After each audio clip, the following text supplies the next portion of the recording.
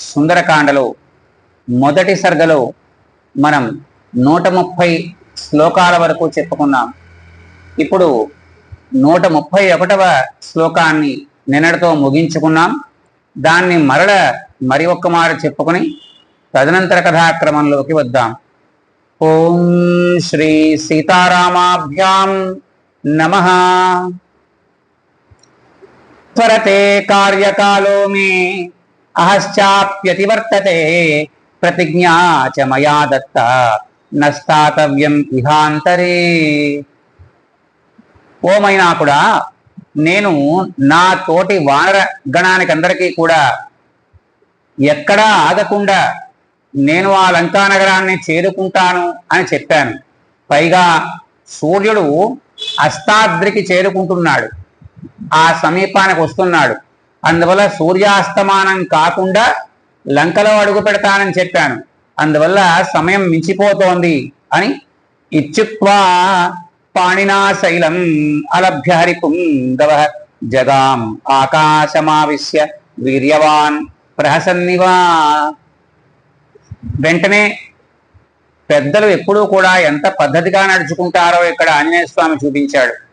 తన యొక్క కుడి చేతిని ఆ మైనాకుడి యొక్క శిఖరం మీద పెట్టాడు. అంటే ఆయన ఏదైతే చెప్పాడో దానంతటినీ కూడా నేను అంగీకరించాను, పొందాను అని చెప్పడం. దీనికి చిన్న ఉదాహరణ చెప్తాను. మీకు ఏ ఏకాదశి నాడో దేవాలయానికి వస్తారు. ఇక్కడ మేము భక్తుల కోసం అని చెప్పి పులిహార చేస్తాం. స్వామివారికి నివేదన చేసి దాన్ని మేము ప్రసాదము అని పెడతాం. ఆ ప్రసాదాన్ని అందరితో పాటుగా మీకు కూడా అందిస్తాం. కానీ మీరేమంటారు? దాన్ని ఈ పులిహారలు అవి మేము తినమండి అంటారు. ఎందుకు తినరు అని నాబోటుగాడు ఎవడన్నా ఖాళీగా ఉండి ప్రశ్నిస్తే అందులో ఉన్నటువంటి నూనె శని, ఆవాల శని, మినప్పప్పు శని, ఇలా దీని తాలూకు డిస్క్రిప్షన్ ఇస్తారు మాకు. మేమేమంటున్నాం? దాన్ని స్వామివారు స్వీకరించినటువంటి పదార్థం అది, దాన్ని ప్రసాదంగా ఇస్తున్నాం. మీరు దాన్ని ఏ రూపంలో తీసుకోవాలి? ప్రసాదం రూపంలోనే తీసుకోవాలి. దానిలో ఉన్నటువంటి ఏం పదార్థాలు కలిశాయో వాటికి మీ వైపు నుంచి ఏంటో వివరాలు ఇవన్నీ మాకు అవసరం లేదు. భగవత్ ప్రసాదాన్ని తృణీకరించకూడదు. అంత నియమం ఉందనుకోండి, ఏమీ తినకూడదు ఏకాదశి నాడని, అప్పుడు కూడా తీసుకోవాలి. పక్క వాళ్ళని పిలిచి, అయ్యా ఏకాదశి నాడు మేమేమీ కూడా తినము, నిరాహారంగా ఉంటామని చెప్పుకున్నాం స్వామికి, ఇదిగో ఈ ప్రసాదాన్ని మీరు స్వీకరించండి అని వాళ్ళకి ఇవ్వాలి. ఇది ధర్మంటండి.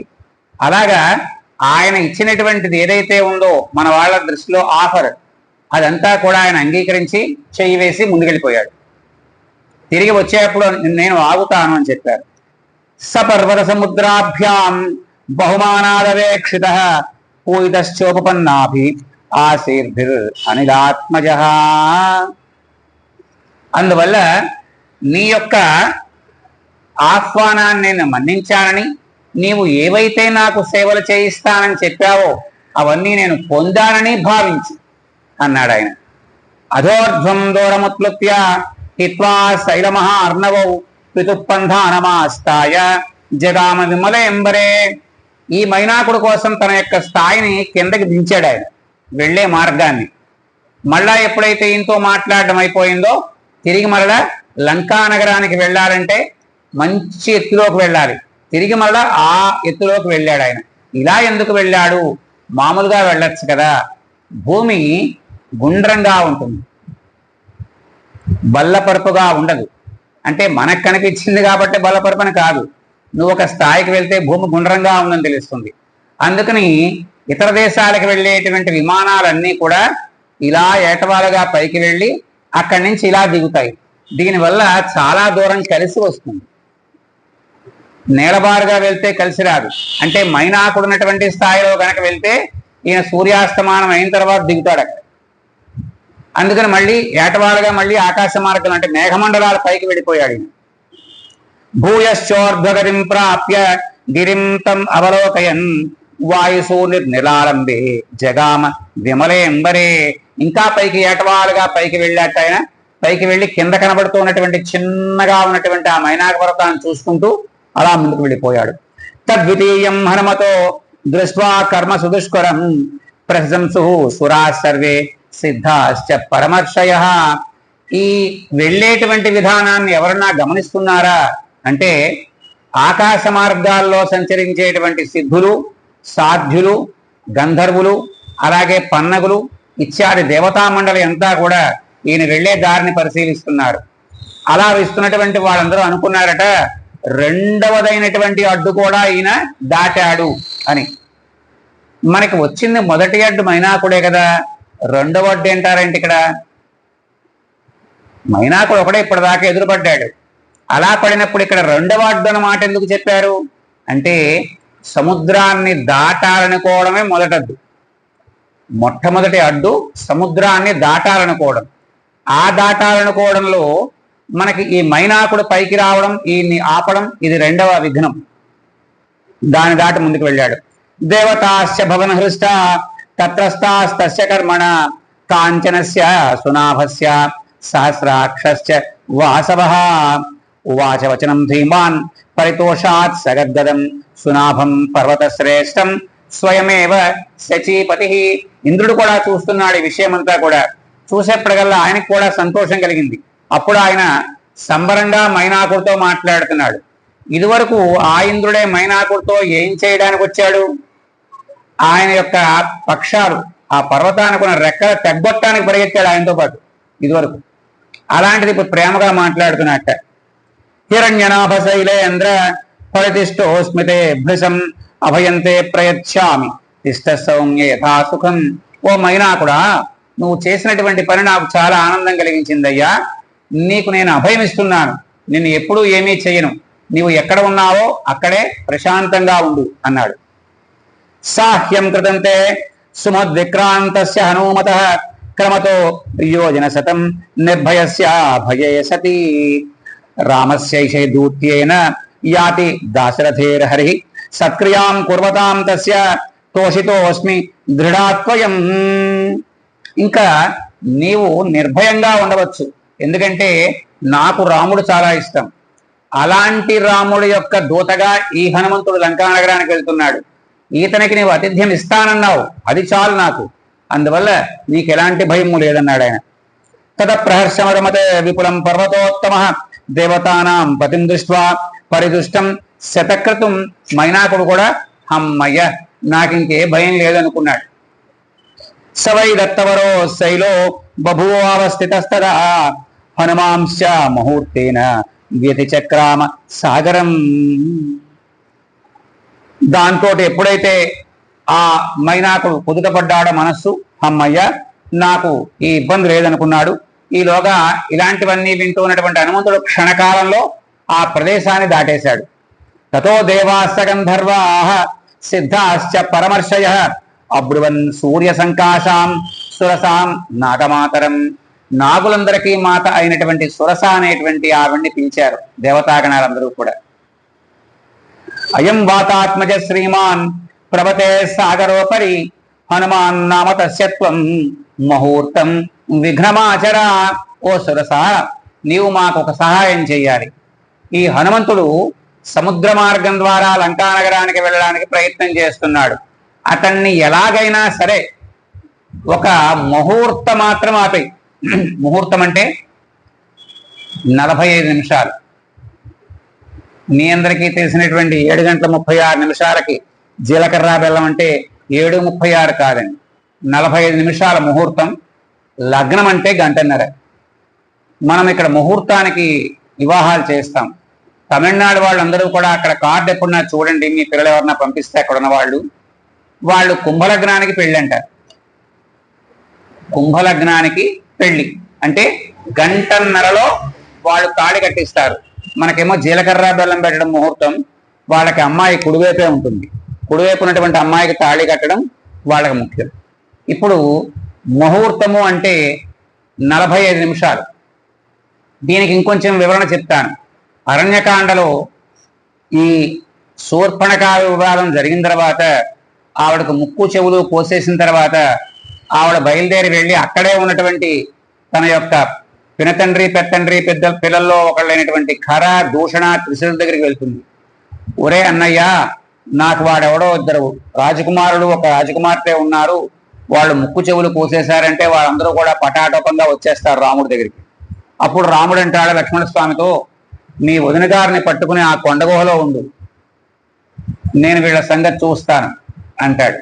అంటే లక్ష్మణస్వామి దగ్గరలో ఉన్న కొండగుహలోకి తీసుకెళ్తారు పంచవటి క్షేత్రంలో. వీళ్ళు అక్కడికి వస్తారు. అప్పుడు రాముడు వాళ్ళని ఎంతసేపట్లో 14,000 మందిని చంపాడు అన్న మాటకి అర్ధముహూర్త మాత్రంలో చంపాడు. ఇప్పుడు చెప్పండి, అర్ధముహూర్తం అంటే ఎంత? 45 నిమిషాల ముహూర్తం. అర్ధముహూర్తం అంటే ఎంత? అబ్బే, 45 నిమిషాల్లో సగం ఎంతండి? 45 నిమిషాల్లో సగం అండి. 22:30 ఏంటండి ఇలాగా? 22:30 నిమిషాల్లో 14,000 మందిని చంపేశాడు ఆయన. ఇప్పుడు ముహూర్తం అంటే ఎంత? మీకు అర్థమైందా అండి? ఈ ఫ్రాక్షన్ ఆఫ్ సెకండ్ ముహూర్తానికి మీరందరూ కూడా మమ్మల్ని కంగారు పెట్టేస్తారు. అంటే ముహూర్త లోపల, అంటే 45 నిమిషాల్లో ఎప్పుడైనా సరే జీలకర్ర బెల్లం పెట్టించవచ్చు. ఇప్పుడు అలాగా ఒక 45 నిమిషాలు ఈ హనుమంతుడిని ఆపేయి, అప్పుడు ఏమవుతుంది? అలా ఆపేస్తే ఏమవుతుందో ఆలోచించండి. ఈయన చెప్పిన మాట ఏంటి ఇందాక మైనాకుడికి? సూర్యాస్తమానం కాకుండా లంకలో దిగుతానని మా వాళ్ళకి చెప్పానన్నాడు ఆయన. ఇప్పుడు సూర్యాస్తమానం దాటిపోతుంది. ఈ 45 నిమిషాలు కనుక ఏ కారణం వల్లన్నా ఈవిడితో మాట్లాడి ఆగిపోతే అప్పుడు మాట పోగొట్టుకున్నవాడవుతాడు. హిందీలో ఒక మాట ఉంటుంది, ప్రాణ్ జాయే పర్ వచన్ న జాయే. ప్రాణం పోవచ్చు, ఇచ్చిన మాట పోకూడదు. అంటే ఇచ్చిన మాట కోసం ప్రాణమైనా పోగొట్టుకోవాలి కానీ మాట పోగొట్టకూడదు. ప్రాణ్ జాయే పర్ వచన్ న జాయే. అలాగా ఈయన మాట ఇచ్చాడు కదా, ఈ మాట ఎంతవరకు నిలుపుకుంటాడు? కాబట్టి ఒక్క 45 నిమిషాలు కనుక నువ్వు ఆపేశావా, అప్పుడు ఈ హనుమంతుడు నిలిపేవలసిన మాట ఏమవుతుందో చూద్దాం, వెళ్ళు అన్నారు. రాక్షసం రూపమాస్థాయ 145వ శ్లోకం. అయం వాతాత్మజ శ్రీమాన్ ప్రవతే సాగరోపరి హనుమాన్ నామ తస్యత్వం ముహూర్తం విఘ్నమాచర రాక్షసం రూపమాస్థాయ సుఘోరం పర్వతోపమం దంష్ట్రాకరాళం పింగాక్షం వక్రం కృత్వా నభస్సమం. దాంతో ఆ సురస దేవమాత ఎలా ఉంటారు, దేవతలందరూ ఎలా ఉంటారో అలా ఉంటారు. ఆవిడ తన రూపాన్ని మార్చుకున్నారు. వాళ్ళు కామరూపులు కాబట్టి ఏ రూపానికైనా మారుతారు. కామరూపంతో మారి ఆ సముద్రంలో అట్టడుగు భాగం దగ్గర తన కాళ్ళు పెట్టి ఈ నోరు మాత్రం సముద్రం పైన ఉండేట్లా ఏర్పాటు చేసింది ఆవిడ. ఈ నోటిని బ్రహ్మాండంగా తెరిచి పట్టుకుంది, భూమి ఆకాశాలకు సరిపోయేట్లా. ఈయన ఇలాగే వస్తున్నాడు, ఆవిడ నోరు ఇలా తెరిచింది, ఎదురుకుండా కనబడుతోంది ఆవిడ. ఇప్పుడు బలమిచ్చామహే జ్ఞాతం భూయశ్చాస్య పరాక్రమం స్వాం విజయశత్యుపాయేన విషాదం వా గమిష్యతి. అందువల్ల ఓ సురస, నీతో ఆ హనుమంతుడు తెలివితేటలు ఉపయోగించి తప్పుకుని వెళ్తాడా, లేక హోరాహోరీగా పోరాడడానికి సిద్ధపడి సమయం దాటిపోయి పేరు పోగొట్టుకుని వెనక్కి వెళ్తాడా, లేక నిన్ను దాటలేక వెనక్కి వెళ్ళిపోతాడా, ఇది మాకు తెలియాలనుంది అన్నారు. యో ముక్తాతు సా దేవి దైవతైరభిసత్కృత సముద్ర మధ్యే సురస బిభ్రతీం రాక్షసీ వపు. మహారాక్షసిగా ఆవిడ తన యొక్క రూపాన్ని ధరించి ఆ సముద్రంలో నిలబడ్డారు. వికృతంచ విరూపంచ సర్వస్య చ భయావహం ప్లవమానం హనుమంతం ఆనృత్యేదమువాచ మమ భక్ష ప్రతిష్టస్త్వం ఈశ్వరైర్వానర్షభ అహం త్వాం భక్షయిష్యామి ప్రవిసేదం మమాననం. ఇప్పుడు ఈయన పెద్దల మాటని గౌరవిస్తాడా, గౌరవించడా? ఎన్ని ఉంటాయో తెలుసా అండి సుందరకాండలో. ఆవిడ ఏమంది? ఆంజనేయ స్వామి దగ్గరికి వచ్చాడు, ఆవిడ ఎదురుకుండా ఉంది. ఓ వానరుడు ఆగు అంది. ఆయన ఆగాడు. ఏమిటో అడగాలి, అడగకుండానే చెప్తోంది ఆవిడ. దేవతలందరూ కూడా నిన్ను నాకు ఆహారంగా ఇచ్చారు, అందువల్ల నువ్వు నా యొక్క నోట్లో ప్రవేశించు అంది ఆవిడ. దేవతలు ఏదన్నా ఒక దాన్ని శాసిస్తే దాన్ని మనం ఆచరించాలి, దానికి రెండో మాట లేదు. ఇప్పుడు ఏం చేస్తాడు ఈయన? వాళ్ళు చెప్పేదేంటి నేను వినేదేంటి అంటాడా? చూద్దాం. యవముక్త సురసయా ప్రాంజలిర్వానరర్షభ వెంటనే ఆవిడ ముందు దోశలు ఎగ్గు నుంచున్నాడు. దోశలు ఒగ్గు నిలబడ్డాడు. ప్రహృష్టవదన శ్రీమాన్ ఇదం వచనమబ్రవీత్, సంతోషకరమైనటువంటి మాట చెప్పడం కోసం అని చెప్పి ఆయన ఇలా మాట్లాడాట ఆంజనేయ స్వామి ఆ ఎదురుకుండా ఉన్న ఆవిడతోటి.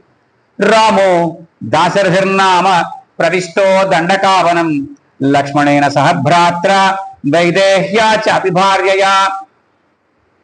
నీవెవరో నాకు తెలియదు, కానీ నేను ఎందుకు వెళ్తున్నానో చెప్తాను. రాముడు అనేటువంటి ఆయన దశరథ మహారాజు యొక్క కొడుకు. తన యొక్క భార్య తమ్ముడితో ఆయన దండకారణ్య ప్రవేశం చేశాడు. అన్యకార్య విషక్తస్య బద్ధవైరస్య రాక్షసై తస్య సీతా హృతా భార్య రావణేన యశస్విని. ఇంకా రాక్షసుల్ని హతమారుస్తానని చెప్పినటువంటి ఆ రాముడితోటి అవసరం లేనటువంటి వైరాన్ని పెంచుకున్నటువంటి రావణాసురుడు ఆయన యొక్క భార్యను ఎత్తుకుపోయాడు. తస్యా సకాశం దూతోహం గమిష్యే రామశాసనాత్ కర్తుమర్హసి రామస్య సాహ్యం విషయవాసిని. అందువల్ల విషయవాసనకి లోబడిపోయినటువంటి ఓ రాక్షసి, నేను ఆ సీతాదేవిని వెతకడానికి వెళ్తున్నాను లంకా నగరానికి. అందువల్ల సకల భూతాలు కూడా రాముల వారికి సహాయం చేస్తున్నాయి. సూర్యుడేమో ఎండ లేకుండా చూశాడు ఈయనకి, వాయువేమో కొంచెం వేగంగా వెళ్ళడానికి చూశాడు, సముద్రుడేమో మైనాకుడిని పంపించి కాసేపు విశ్రాంతి తీసుకునేట్లా చేశాడు. అందువల్ల అందరూ కూడా రామకార్యానికి సహాయం చేస్తున్నారు. అందుకని నీవు కూడా సహాయం చెయ్యి అన్నాడు. అథవా మైథిలీం దృష్ట్వా రామం చ ఆక్లిష్టకారిణం ఆగమిష్యామి తేవత్రం సత్యం ప్రతిశృణోమి తే. సరే, ఒకవేళ నీ నోట్లో ప్రవేశించాలి అని దేవతలు వరమిచ్చారు నీకు అని చెప్పావు కదా, దాన్ని నేను నిలుపుతాను. కానీ నేను ముందుకు వెళ్ళి లంకానగరంలో ఆ సీతాదేవి అక్కడ ఉందా లేదా అన్న సంగతి తెలుసుకుని వాళ్ళకి చెప్పేసి అప్పుడు నీ నోట్లో ప్రవేశిస్తాను. ఇది నేను ఇచ్చే మాట నీకు, నేను సత్యం చెప్తున్నాను అన్నాడు ఆయన. ఇలా అంటే ఎవడన్నా ఊరుకుంటాడు అన్నాడు పక్కవాడు. యవ ముక్తా హనుమత సురసా కామరూపిణి అబ్రవీన్న అతివర్తేన్మాం కశ్య దేశ వరోమమ. నా ఎదురుకుండా ఉన్నటువంటి వస్తువు నాకు ఆహారంగా అవ్వాలి అని దేవతలు నాకు వరమిచ్చారు. ఈ వరాన్ని నువ్వు దాటలేవు అంటాడు. తంప్రయాంతం సముద్యీక్ష శిరసా వాద్యమబ్రవీత్ బలం జిజ్ఞాసమానావై నాగమాత హనుమత. నేను అలా అంటుంటే ముందుకు వెళ్తున్నాడు ఆయన. ముందుకు వెళ్తూ ఉంటే ఆవిడ, నా మాటకి ఎదురు చెప్పేటువంటి పరిస్థితి నీకు లేదు, నువ్వు చచ్చినట్టు నా యొక్క మాటను అంగీకరించాల్సిందే అంది ఆవిడ. ప్రవిశ్యవదనం మేద్యా గంతవ్యం వానరోత్తమ వరయేషపురాదత్తో మమ ధాత్రేటి సత్వర. ధాత్ర అన్న మాటకు అర్థం ఏంటయ్యా అంటే బ్రహ్మదేవుడు. నాకు ఇదివరకు కాలంలో బ్రహ్మదేవులు వారు వరమిచ్చారు, ఏదైనా జంతువుని ఎదురకుండా ఉంటే అది నీ నోట్లో ప్రవేశిస్తుందని. అందుకని నువ్వు నా నోట్లో ప్రవేశించు, ఇది బ్రహ్మదేవుల వారు ఇచ్చిన వరం అని. ఇప్పుడు ఈయన ఏం చేయాలి? దేవతల మాటే ఒప్పుకోవాలి. అలాంటిది బ్రహ్మదేవుల వారు ఇచ్చిన మాటకి ఏం చేయాలి? ఒప్పుకోవాల్సిందే. దాంతో ఆవిడ ఏం చేసింది? వెంటనే వ్యాధాయ విపురం వక్రం స్థితాసా మారుతే పుర ఏవ ముక్త సురసయా క్రుద్ధో వానర పుంగవ.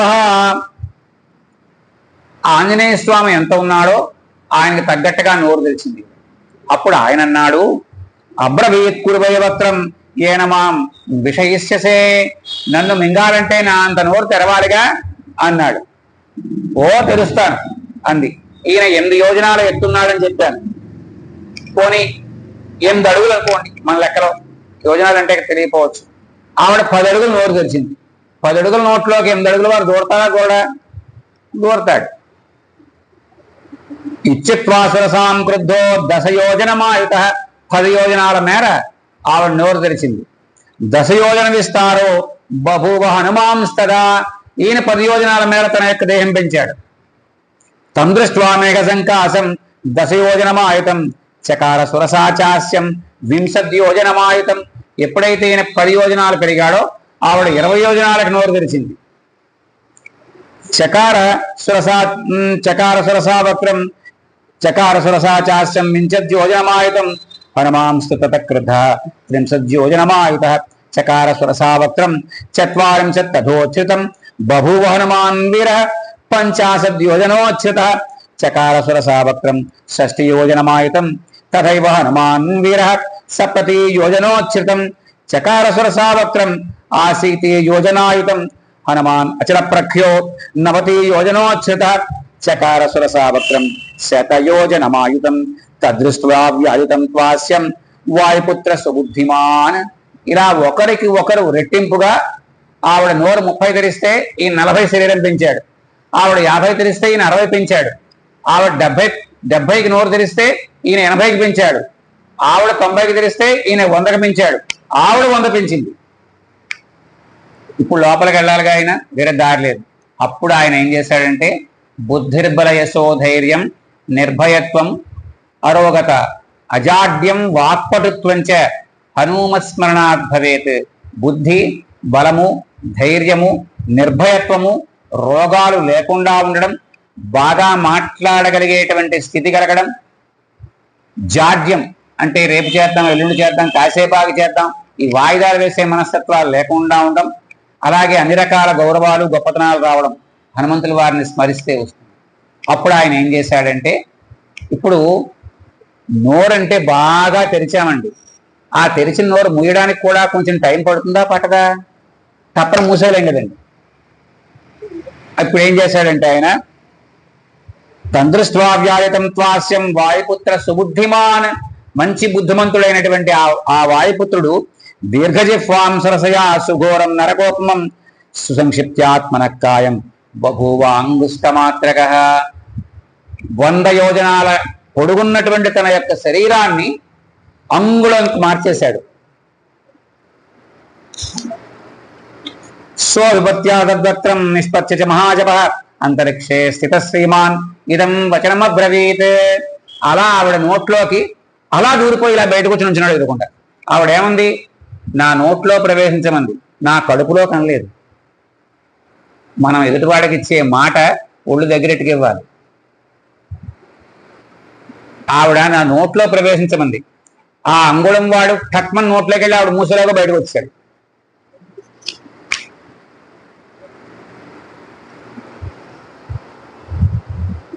అది ఆవిడ నోరు. బయటకు వచ్చాడు.